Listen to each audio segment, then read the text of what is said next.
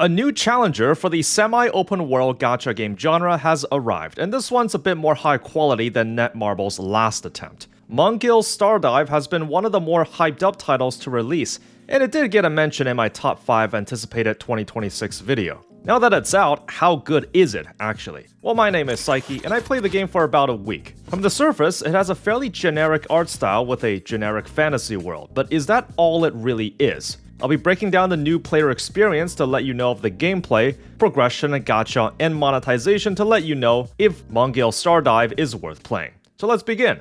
The game is developed by the infamous Korean company Netmarble. We will see several sneaky tactics they do regularly in their games later, but we should also try to judge the quality of the game more objectively too. The game came out globally on April 15, 2026 on all platforms.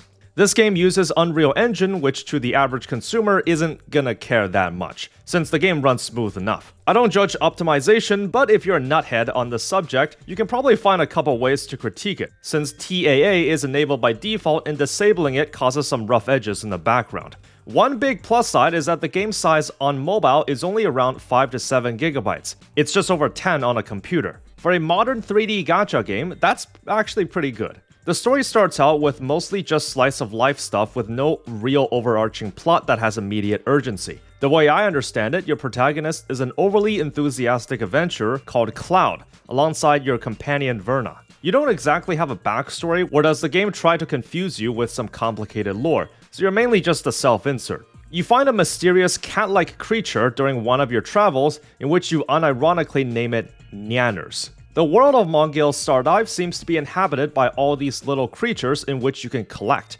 Very reminiscent of Pokemon, but not really in order to prevent lawsuits. Your new pet, after being researched on, just so happens to possess a unique ability to absorb certain creatures and provide boosts that will aid you. What exactly is Nyanners and how you manage to come across it in a random place is beyond anyone's guess. From there, you take on certain adventure commissions to find out the source of this mysterious seed that's been corrupting the region's monsters. There is a central villain faction that's introduced a bit later, and they sort of just appears and resurfaces once in a while to let you know there's something you're fighting. Though I felt that the protagonist, Cloud, gets less relevant as the story goes on, since I guess they wanted to focus on the newer characters instead. My personal suggestion is that you don't use English voiceovers. It's not that the acting is bad, it's just that the direction for it is a little, what's the word? Oh yeah, cringe. I knew it!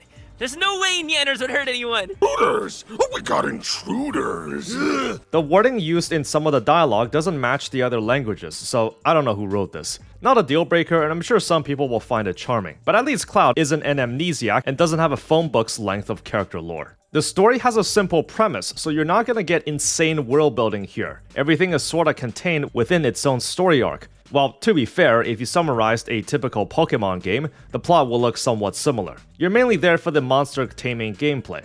I did like some of the environmental storytelling. There's these small monsters that are spread around the world, and they have these humorous interactions with the NPCs. And the whole town actually feels quite populated. There's an odd amount of soul put into some of the central town areas. Opening up the game for the first time, and there's a difficulty selector. I'm not sure why this is even here, considering if you're catering to a modern gacha audience, you shouldn't make the game too hard anyways. The game is technically open world, but every zone has its own space, and not every area can be traversed. There's a map with all these different paths you can navigate, platforms you can latch onto. You can't jump or climb, so you have to move within the boundaries of what the map lets you. There are hidden secrets and side objectives you can find just lurking behind a bush or something though, so you're not always following a linear path. Puzzles are easy enough to figure out. You sometimes just look at the order to press buttons on the wall and do that. You're also able to find shortcuts and teleporter points when you explore far enough. It doesn't come off as that elaborately designed, since you often come to a fork in the road, where one leads to a puzzle and the other one leads to a boss enemy. You form a team of 3 units, all with their own elements. There is an elemental weakness system, but I'm not sure if it follows a pattern, where it just specifically assigns weaknesses to certain enemies. What I can tell you is that the weaknesses are quite drastic, so you may be pushed into making mono-element teams in the late game, since every level is a time trial. Anyways, you can normal attack, perform a skill on cooldown, or use the ult. Generic stuff so far. You can press space to switch to the next character and do a special attack. There's a cooldown to character switching. If If you see a yellow glow, you either dash or switch to a different character to do a counter move and refresh the cooldown of character switching. I must admit, this perfect dodge mechanic does work, but it feels kind of off to describe. Your character will start the dash animation, then it jumps to the counter. Plus, the timing for it can be extremely generous. The enemy has a break bar. If it's full, then you can order Nyanners to do a special attack, and all 3 units will be attacking at once very briefly. Overall, it feels simple but fluid, and I noticed no major issues with movement or timing. Although, you've likely played other similar gacha games compared to this. You might wonder, okay, if that's the case, then why would I play this game? Well, that's where the monster taming portion comes in. When you defeat monsters, there's a chance that they leave behind a spirit of themselves, which you can absorb and turn them into a charm. These all have their own traits and stats. While you can enhance these on their own, you can also merge them with another to combine their traits. You can even see the charms hanging on your characters' backs while in-game. I imagine this is where some of the late-game farming will come into play, where you want to farm a specific type of monster for their drops, but also fish for a certain stack or buff you want. You think this is the RNG gearing aspect of the game, but no, there's more where this comes from later. Aside from exploration, there's also other side activities you can do.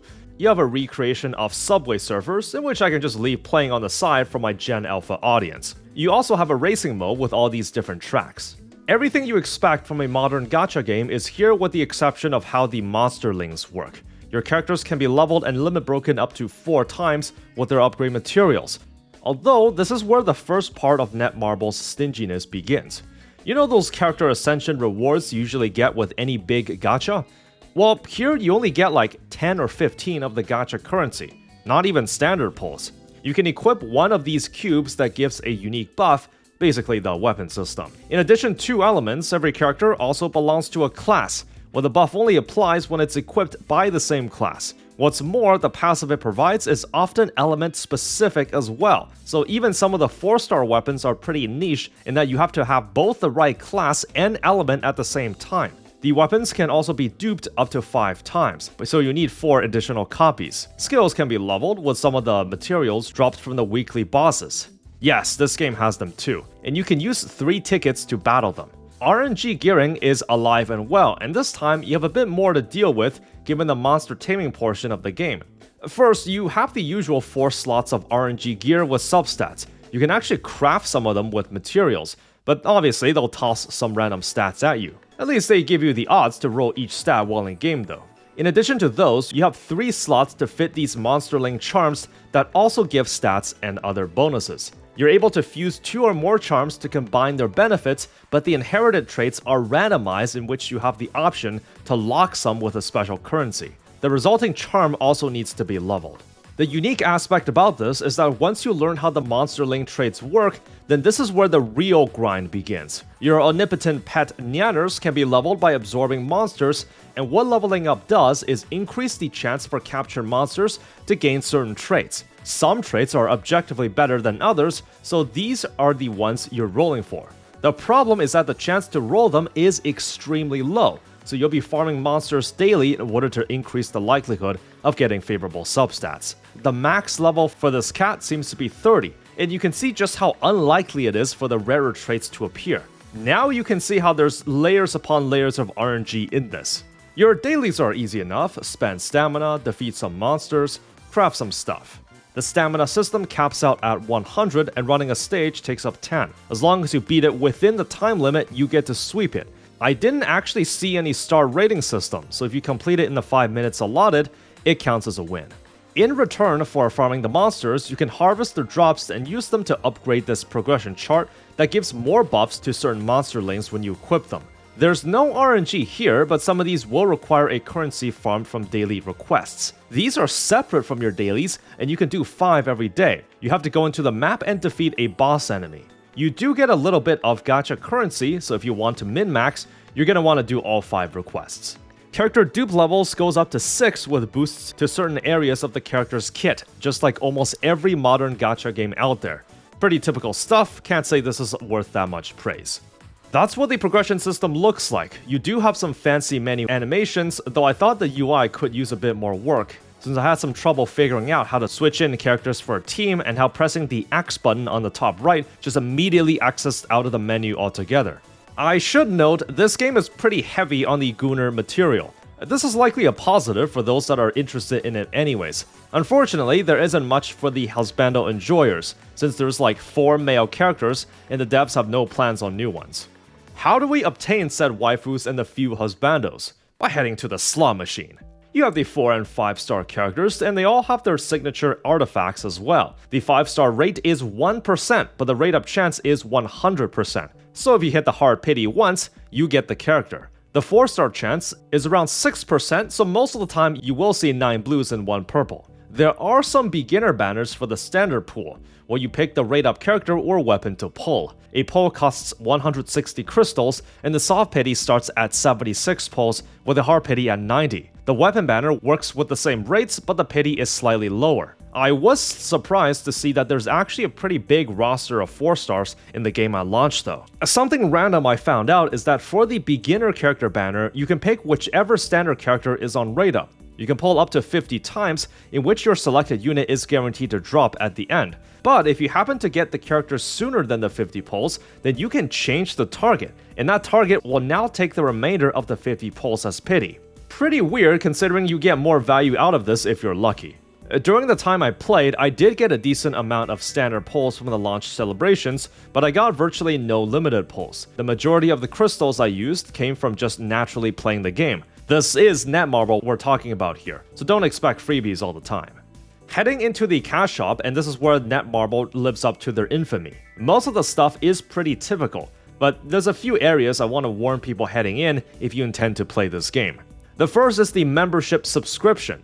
For around $5, you get a few quality of life features like auto-absorbing the monster lings you defeated. To be honest, you just have to press a button and your cat will get all the spirits around you, so you're not missing out on much here, but it also gives you unlimited space in the monster ling inventory. I imagine this doesn't matter that much here at this time, but as the game grows, I'm not sure how they plan on handling this. What's even weirder is the exclusive subscription shop that you would have access to. You have to use in-game gold or subscription points to buy the stuff here, so you have an easier time getting certain resources if you pay the sub. However, this is where it gets a bit shady. The sub here is counted as an actual recurring subscription, meaning that it auto-renews. There's a warning in the game for this, but Netmarble has pulled something like this before in their other games, so tread carefully if you're gonna pay this sub. You do have the regular monthly pack for around $4 that give 20 pulls for 28 days. From what I've seen, only the unique subscription previously mentioned has the auto-renewal trick, so everything else should be fine. Something else I want to warn about is the Battle Pass. This game is one of those that has 2 premium tracks and both have to be bought with real money. Some of the free levels just have nothing in them for some reason. As you might expect, the Battle Pass also contains its own exclusive weapon, but this is where a sneaky tactic almost slipped through me. The first grade of the premium track costs only around $7, while the second tier is around $20. You get a selector for the Battle Pass weapon in either, and I thought, what's the difference exactly? This is hidden in the fine print, but in the first level of the premium Battle Pass, the selector is actually not a selector. It's a random loot box to roll any of the 4 weapons, where in the second tier, you do get to pick the one you want.